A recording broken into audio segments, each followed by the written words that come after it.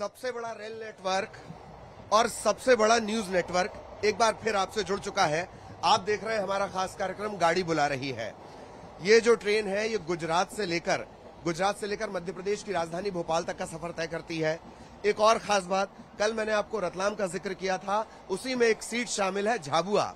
झाबुआ में अगर कोई भी बात कही जाएगी, कोई भी सभा होगी, झाबुआ सीट का असर गुजरात, राजस्थान और मध्य प्रदेश इनके 13 जिलों की अलग अलग सीटों पर पड़ता है। आज लेकिन बात उज्जैन सीट की करेंगे। बाबा महाकाल की नगरी से होकर ये ट्रेन गुजरती है। उज्जैन सीट जो है भाजपा और जनसंघ का लगातार यहां दबदबा रहा। कांग्रेस यहां से सिर्फ 2 बार, मेरा ख्याल है 2 बार जीत पाई है। एक 84 में इंदिरा गांधी की लहर के वक्त और एक उसके बाद गुड्डू मालवीय को यहां से मौका मिला है। साथ ही साथ ज्यादातर वक्त यह भी हुआ है कि यहां कोई भी कांग्रेसी दूसरी बार जीत नहीं सका है। इस सीट की भी बात करेंगे। वोटर्स हैं, थोड़े कम हैं, धीरे धीरे भीड़ बढ़ेगी, उनका मानस भी भांपने की कोशिश करेंगे। तो शुरू करते हैं बातचीत का सिलसिला जो लगातार हम आप तक पहुंचा रहे हैं ट्रेन की पटरियों के जरिए। रेल पर राजनीति आपने बहुत देखी होगी, रेल पर राजनीतिक चर्चा हम आपको दिखा रहे हैं। लोगों से बात भी करेंगे और चर्चा भी करेंगे। कहाँ जा रहे हैं आप? हम उज्जैन जा रहे हैं। उज्जैन जा रहे हैं। उज्जैन में वोट करते हैं? हाँ, रोड चौड़ा होना चाहिए। रात दिन का जाम लगा रहता है वहाँ पे महाकाल के आसपास। जब जो भी है मंदिर के कारण बहुत लोगों को रोजगार तो बहुत मिला है। लोगों के घर स्टे होम बन गए, रहने की सुविधा होगी, सब यात्रियों उनको अच्छी सुविधा मिल रही है। लोगों को बहुत रोजगार मिला वहाँ से महाकाल लोक बनने के वजह। महाकाल लोक की वजह से रोजगार मिला है। सबसे पहला तो ये है कि मध्य प्रदेश में जो है रोजगार की बहुत समस्या है। हाँ, और मतलब वैकेंसी उतनी नहीं आ रही है। जैसे बोला शिक्षा विभाग में बोला उन्हें 50,000 वैकेंसी फिल करके देंगे। शिवराज सरकार ने जो है उसको बोला था, लेकिन अभी तक वैकेंसी फिल नहीं हुई है। वैकेंसी आती हैं तो बहुत कम आती हैं और फिर रोक लग जाती है। और उस रोक लगने के बाद क्या क्या घोटाले होते हैं। मतलब पटवारी का जो रिजल्ट है अभी तक बड़ी चुनौती बहुत मध्य प्रदेश में बहुत है।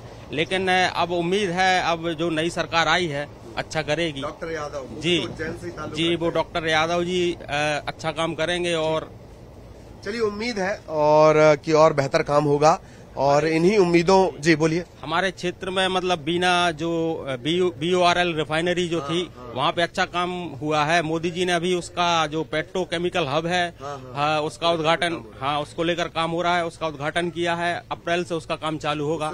उससे रोजगार जो बीना क्षेत्र में है बहुत बढ़ेगा। ठीक, बीना का जो जिक्र किया है इन्होंने, बीना रिफाइनरी से एक बहुत उम्मीद है। यही वजह है कि उसके जब से उसकी शुरुआत हुई है या जो पेट्रोकेमिकल हब बनाने की बात हुई है, लोगों को ये उम्मीद है कि वहां रोजगार के मौके लगेंगे। रोजगार एक बड़ी समस्या बनकर निकला है सामने, सभी ने इसे लेकर ये बात कही है। आप वोट करते हैं सर? जी हाँ। क्या मुद्दे आपके हिसाब से इस लोकसभा चुनाव के लिहाज? मुद्दे तो ये है कि अच्छा डेवलपमेंट है, आगे और ये एक निरंतर सरकार आएगी और ज्यादा विकास होंगे, लोगों को ज्यादा लाभ मिलेगा। अभी उज्जैन महाकाल लोक का लोकार्पण हुआ, ई रिक्शा चालकों की बहुत भरमार हो गई है, बहुत रोजगार मिला है, होम स्टे हो गए जैसा भैया ने बताया। अभी तो विकास तो हो रहा है। डॉक्टर यादव बढ़िया व्यक्ति है, सफल आदमी है, क्षेत्र के आदमी हमारे योग्य है। तो आपको उम्मीद है कि और ज्यादा डेवलपमेंट? बिल्कुल। फिर भी कई चुनौतियां बाकी हैं, मसलन रोजगार की एक चुनौती। अब रोजगार की समस्या तो सब आजादी के बाद से ही है।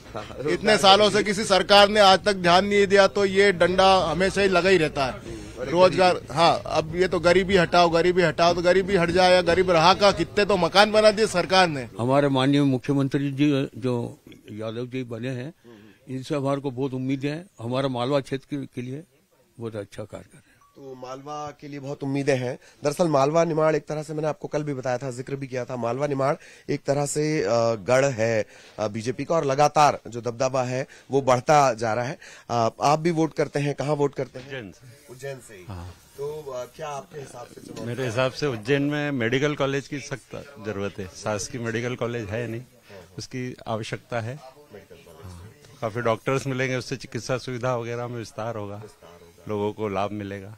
इंदौर में कंपनियां आई है, TCS, इन्फोसिस वगैरह है, पर और भी कंपनियां आएगी तो यहाँ के बच्चे जो बाहर जाके जॉब करते हैं वो यहाँ करेंगे तो यहाँ के स्थानीय रोजगार भी बढ़ेगा और बाकी लोगों को कॉलेज वगैरह से जो प्लेसमेंट वगैरह बढ़ेंगे, रोजगार मिलेगा। हाँ, बहुत ज़्यादा यहाँ पे आवश्यकता है और स्कोप भी है इंदौर में। हाँ, कॉलेजेस वगैरह काफ़ी हैं। अगर ये होता है आईटी कंपनियां वगैरह तो उनको बच्चों को फायदा मिलेगा। क्या है चुनौतियां आपके हिसाब से मध्य प्रदेश के लिहाज से, देश के लिहाज से? शिक्षा और रोजगार ही जो जी शिक्षा के लिए थोड़ा बेहतर काम हो तो बढ़िया रहे, और फिर अगर शिक्षा के लिए अगर होता है तो बच्चों को रोजगार भी मिलना चाहिए। मध्यम वर्ग मतलब जो थोड़े पैसे वाले लोगों से बात करी, बहुत गरीब जो आदमी है उसका बच्चा आज भी शिक्षा से जूझ रहा है, उसके लिए कोई सरकार काम नहीं कर रही। देखिए, वोट एक अपनी जगह है, मगर देश की जो युवा पीढ़ी है वह अभी जिस तरह का माहौल चल रहा है उस तरह से माहौल बीजेपी के पक्ष में तो ज्यादा जा रहा है। जैसे राम मुद्दा है, राम मंदिर का मुद्दा था, वो पूरी तरह से हल हुआ है। 370 की घटना जो थी वो पूरी की पूरी खत्म हुई है। तो देश का विकास एक अलग तरीके से जो हुआ है, भले ही आप नरेंद्र मोदी की लीडरशिप माने या भले बीजेपी की लीडरशिप माने, जो भी इनकी योजना है उसके लिए बहुत अच्छी ये कर रहे हैं। बाकी एक मेरा व्यक्तिगत जो सोच है, अब देश के युवाओं के लिए भी कुछ ना कुछ उनको करना चाहिए। धर्म के नाम पे सब कुछ कर लिया, अब देश के युवाओं की बारी है। देश के युवाओं को आगे लेके, आगे भविष्य को लेके, उनके रोजगार को लेकर, कहीं ना कहीं मुद्दों को लेकर इनको बीजेपी को आगे सोचना चाहिए। रोजगार मिलना चाहिए। जो लाडली बहनों को योजना दी जा रही है उसमें लाडले भाई को भी योजना दी जाए। आप वोट करते हैं ना? क्या मुद्दा है आपके हिसाब से? हम तो कांग्रेस को वोट करते हैं। मुद्दा क्या है उसको बताइए। सब कुछ मिल रहा है ना। कुछ और लोग हैं, उनसे भी बात करेंगे। वोट करते हैं सर आप? जी, कहाँ वोट करते हैं? नरेला विधानसभा भोपाल। नरेला सारंग साहब, विश्वास सारंग जी। विश्वास सारंग साहब।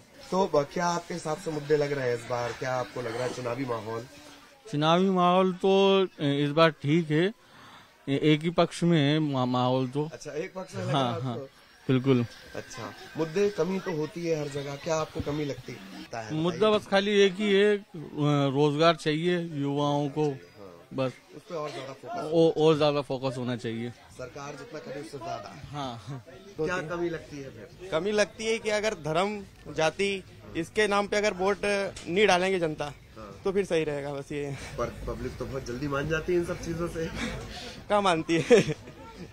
धर्म और जाति के हिसाब से आप वोट करते हैं? बिल्कुल करते हैं।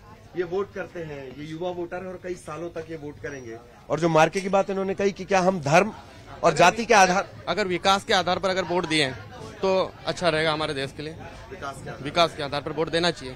पर लोग तो विकास के आधार पर, विकास की तो कोई बात ही नहीं करता। विकास की बात नहीं करता, यही तो अपने देश की कमजोरी है। जो हमारे मालवा की एक तासीर है कि वो जो सोचता है वो खुला बोलता है, खुला बोलता है और कभी कभी बहुत ठोस बातें बोलता है। आप भी वोट करते हैं सर? हाँ जी सर। कहाँ वोट करते हैं आप? भीलवाड़ा राजस्थान। भीलवाड़ा राजस्थान जी सर। क्या मुद्दे आपको इस बार, अभी आम चुनाव आने हैं, क्या आपकी नजर में मुद्दे हैं? राजस्थान में तो अभी बड़ा बदलाव भी हो गया है। बदलाव तो होना ही था, होना ही था बदलाव, होना ही था। राजस्थान तो 5 साल की सरकार रहती है, क्यों कोई भी आई, चाहे कांग्रेस आए चाहे बीजेपी आई है, वहाँ 5 साल ही, 5 साल ही। हाँ, मतलब इतना ही मौका है, करना इतना है तो कर लो, जो भी करना है। जो देश के हिसाब से तो मोदी जी सबसे बेस्ट है। और कमी आपको क्या लगती है कि और चुनौती जो है उनके, ये होना चाहिए, ये होना चाहिए? चुनौती तो देखो राजनीति के अंदर बहुत गंदी है। ये तो सब आपसी मुद्दे ही उठाते हैं, अपनी अपनी रोटी सेकने में लगे हुए रहते हैं सब। बेसिक मुद्दों पर ध्यान देना है, ऐसा आपको लगता है इनको ध्यान देना चाहिए? बेसिक मुद्दे तो बहुत से हैं, लेकिन कोई ध्यान नहीं देता है ना, चाहे बीजेपी हो चाहे कांग्रेस हो, कोई नहीं, सब बराबर है। ये सब एक ही ताली के चट्टे बट्टे हैं। बताएं उज्जैन में क्या कमियां हैं, कहाँ काम होना चाहिए? सब काम हो रहा है उज्जैन में, पर्याप्त हो रहा है। हाँ, तेजी से। बिल्कुल। कुछ लोगों का कहना है कि सड़कें अगर और चौड़ी हो जाए, हाँ, सड़कों पर फोकस करें। सड़कें में, हाँ, जो ग्रामीण क्षेत्रों से जुड़े हुए हैं, शहरों है ना, उन पे।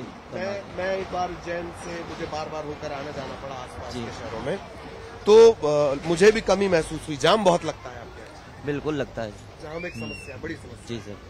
फोकस तो देखो उज्जैन शहर में हो रहा है, हर क्षेत्र में हो रहा है। जहाँ जहाँ संकड़ी गलियाँ है वहाँ भी हो रहा है, वहाँ भी चौड़ीकरण हो रहा है। पर निजी तौर पे हर आदमी ऐसा तो नहीं है कि पूरा क्षेत्र चौड़ा कर दे। कुछ लोगों की वो भी रहती है, मकान रहती है, कुछ अपने इरादे रहते हैं। मैं चाहूँ कि यार मेरा घर अच्छा चौड़ा हो जाए, तो वहाँ कुछ दूसरे लोग भी है, उनका तो नहीं हो सकता ना। सब अपने अपने स्तर से चल रहा है। इसके अलावा तो कोई समस्या नहीं। देखो समस्या तो जीवन भर चलती रहेगी, समस्याओं का तो काम है आना। अपन सोचे कि वो समस्या आ गई तो कल वो नहीं आएगी। अभी जैसे कोरोना आ गया था, तो कोरोना के बाद फ्लू आ गया, अब कोई दूसरी समस्या आ जाए उसमें समस्या का समाधान तो कभी होना नहीं है। कोई सी भी जनता पार्टी हो, भारतीय जनता पार्टी हो, कांग्रेस जनता पार्टी हो, उससे कोई मतलब नहीं रहता इंसान को। सिर्फ निजी स्वार्थ के लिए दुनिया जी रही है आज की। आज नेताओं को तो हर विभाग में काम करने की जरूरत है। युवाओं को रोजगार मिल रहा है, युवा रोजगार कर नहीं रहे, काम करना नहीं चाह रहे हैं आज की पीढ़ी, क्योंकि सरकार देरी फ्री का खा रहे, सो रहे, आराम कर रहे, बेच रहे उसी धान को, और उसी में और फिर बोल रहे हैं कि हमको तो काम नहीं मिल रहा। भाई तुम काम करो ना, जाके काम करते हो नहीं तो कैसे करोगे। वर्ग को, हर इंसान को देखो 15-20 हजार की सैलरी में आज व्यक्ति कर सकता है। 300 रुपये महीने मजदूरी कोई भी मिल रही है। हर इंसान को कुर्सी तो दे नहीं सकता गवर्नमेंट, हर विभाग में सरकारी नौकरी तो दे नहीं सकता। भाई आपको निजी स्तर पर करना पड़ेगा, करना है तो आप करो। रोजगार है, बहुत रोजगार है दुनिया में, आपको करना पड़ेगा। आप सोचो कि मैं गांव नहीं छोड़ू, घर नहीं छोड़ू, मेरे को तो यही सचिव बन जाऊं, यही मंत्रालय आ जाए, यही मेरा सब आ जाए, तो ऐसा नहीं होता है। ऐसे नहीं होगा, कुछ पाना है तो कुछ खोना पड़ेगा, ये उनका कहना है। आप भी वोट करते हैं? जी सर, करता हूँ। क्या आपके हिसाब से मुद्दे हैं इस बार? देश का सबसे बड़ा मुद्दा तो आज की तारीख में सर रोजगार ही है। रोजगार, हाँ, युवा काफी बेरोजगार हो गए हैं देश में आज। बात करी जाए सरकारी नौकरियों की तो सरकारी नौकरी भी नहीं निकल रही है, और दूसरी बात की जाए उद्योग धंधों की तो देश में आज की तारीख में उद्योग धंधों के हालत भी ठप पड़े हुए हैं। प्रोजेक्ट सर बड़ी बड़ी सिटीज में ला रहे हैं, जो अपने छोटे नगर होती है, तहसील होती है, गांव होते हैं, उनके युवाओं तो आज बेरोजगारी घूम रहे हैं। सर आपके हिसाब से क्या मुद्दे होने चाहिए? सर बेसिकली अभी सारी चीज़ें तो कम्प्लीटली फाइन है, लेकिन अभी लाइक थोड़ा गर्ल्स के लिए थोड़ा सा अनसेफ है। लाइक जी, थोड़ा सा गर्ल्स के लिए थोड़ा सा अनसेफ है, और लाइक जॉब वेरिफिकेशंस, ये जॉब वैकेंसीज अभी ज़्यादा होनी चाहिए, क्योंकि जितने भी बेरोजगार लोग हैं उन लोगों के लिए तो होना चाहिए। अच्छा, एक बात और हमने देखी कि रोजगार निकलता भी है, फिर वो नियुक्ति अटक जाती है। जी सर, ये एक्चुअल में क्या है कि लोग एग्जाम्स वगैरह भी पास करते हैं, सारी चीज़ें करते हैं, अपना फिजिकल भी अपना अच्छे से देते हैं, लेकिन एंड मोमेंट पे वो पार्शलिटी है या जो भी है वो सरकार जाने, वो अटक जाता है। हाँ जी, वो अटक जाता है। मतलब जिन लोगों को मिलना चाहिए वो नहीं मिलता। मतलब अगर नियुक्ति जल्दी दे दी जाए तो भी काम। हाँ जी, हाँ, इट्स ऑल अबाउट पार्शलिटी। आपके हिसाब से क्या मुद्दे हैं चुनाव को लेकर, या क्या चुनौतियां हैं? चुनौतियाँ तो क्या है, चुनौतियाँ तो बहुत सारी है, ऐसी कोई बात ही नहीं है। चुनौतियाँ तो क्या है। जब वोट देने जाते तब क्या मन में चल रहा होता है, उसको बताइए कि अच्छा काम करने वाला हो। डेफिनेटली वो तो वो दिमाग में आ रहेगा ही, हमेशा वो चीज़ तो रहती है दिमाग में कि भैया वोट करने वाला जो है आगे उसका क्या प्लान है, क्या सामने सजेस्ट किया है उसने, वो हिसाब से डिसाइड करते हैं उसको तो। और क्या चुने जाने के बाद नेता, सांसद, विधायक आसानी से मिलते हैं? अभी नहीं मिलते तो वो संभावना है कहाँ है, बात की तो जरूरत नहीं है। और कहीं कोई चुनौती आपको लगता है जिस पर काम होना की जरूरत है?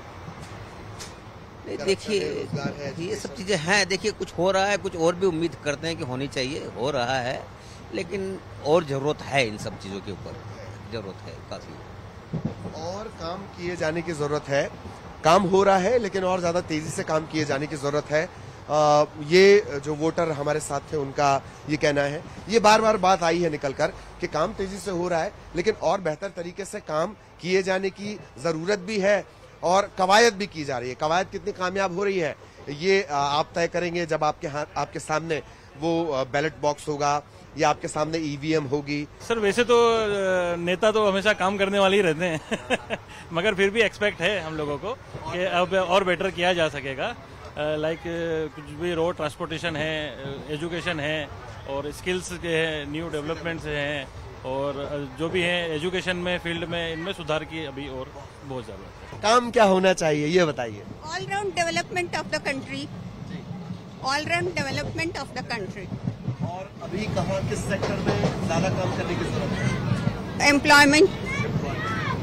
और इसके अलावा वुमेन्स को पावर देनी चाहिए। हाँ बिल्कुल, equal gender power is necessary. Women empowerment और जो रोजगार है, एम्प्लॉयमेंट, वो तो ओवरऑल एक समस्या है। तो लगातार इसी तरह से चर्चाओं का दौर जारी रहेगा। काफी लंबी चर्चा के बाद अब हम चाह रहे हैं कि और किसी बोगी में लौटें, तो जैसे ही मेरे सहयोगी छोड़ेंगे पर्दा बंद हो जाएगा। लेकिन ये जो बैरिकेडिंग है ये अस्थायी है, यही आपको भी समझना होगा और बतौर वोटर खुद को मजबूत करना होगा। तो लगातार ये सफर जारी रहेगा। हमने उज्जैन के बारे में बहुत विस्तार से बातचीत की, इसी तरह से सीटों को लेकर बातचीत करेंगे। सबसे बड़े रेल नेटवर्क के साथ सबसे बड़ा न्यूज नेटवर्क इसी तरह तमाम जो मसलात हैं, मामले हैं, वो आप तक लेकर आएगा। वोटर के मानस को पढ़ने की कोशिश लगातार जारी रहेगी। आकाशे तारके लिंगम पाताले हाटकेश्वरम मृत्युलोके चा महाकालम त्रयलिंगम नमोस्तुते। और इसी के साथ बाबा महाकाल की इजाजत से, जिस तरीके से आपने देखा झाबुआ के समीकरण किस तरह से हैं, उज्जैन के समीकरण किस तरह से हैं, लोग अपनी किस तरह की समस्याएं बताते हैं, ये तमाम चीजें आपने देखी, समझी और वोटर्स के बीच बैठकर समझी, वो भी ट्रेन के सफर के दौरान। तो इस सफर को यहीं विराम देते हैं और फिर अगले सफर के लिए हम आगे निकल पड़ेंगे। और लगातार मेरे सहयोगी वीडियो जर्नलिस्ट विपिन राय और मैं आपका होस्ट ललित प्रजापति आपको इसी तरह लोगों के बीच सीधे संवाद के लिए ले चलूंगा। तो लगातार हमारी जो प्रस्तुति है वो जारी है, गाड़ी बुला रही है।